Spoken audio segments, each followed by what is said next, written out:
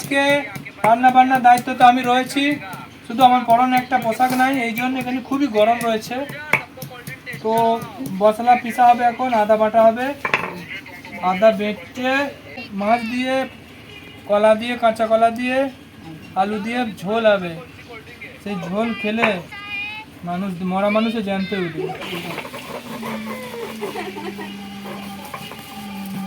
এখানে আজকে রান্না হচ্ছে, ঘরে ভীষণ গরম, গরমের জন্য আর ঘরে করতে পারলো না গ্যাসটা, ওই জন্য এখানে এটা গ্যাস রাখার জন্যই জায়গাটা করা হয়েছিল।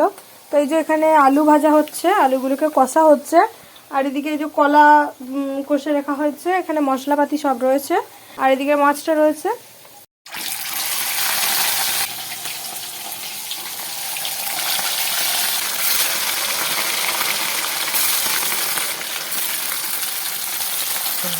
মাছ ভাজা চলে এসছে, তো এখন আমরা মাছ ভাজা খাবো।